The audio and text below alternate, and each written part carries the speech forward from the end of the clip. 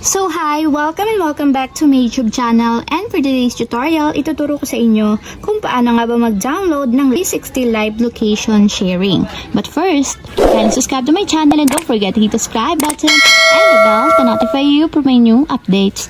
And if you want to learn more, just keep on watching and let's start. So ayan guys, for today's video, para makapag-download tayo ng 360 live location sharing, is gagamit lang tayo ng Google Play Store para sa mga Android users. So kung iOS naman, pwede tayong mag-download din sa mga App Store. So i-open na natin yung Google Play Store. Then dito sa Google Play Store, hanapin lang natin yung search bar. Then i-type natin dito is Live 360.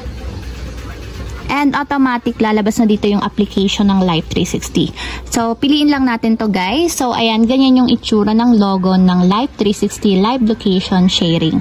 So, ito guys is ginagamit para ma-share natin yung eksaktong location natin kung kanino natin gustong i-share. So, ayan, itap na natin yung install para ma-install or download muna siya sa ating mobile device. And wait natin hanggang sa matapos ma-install. So, ayan, after ma-install sa ating mobile device, itap na natin yung open para directly mapunta tayo sa pinakang application. So, ayan guys, itap lang natin dito yung get started. So, para makapag-start tayo guys, is kailangan meron tayong account dito sa Live 360. So, kung wala pa kayong account guys, maglalagay ako ng another tutorial video. So, yung link is ilalagay ko sa description box kung paano nga ba mag-register or gumawa ng account dito sa Live 360 Location Sharing. So, ayun lang guys, ganun lang kasimple kung paano nga ba mag-download ng Live 360 Live Location Sharing.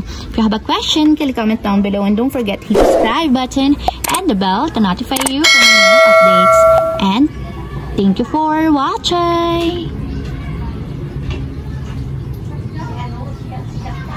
Living life every day, late at night, not okay.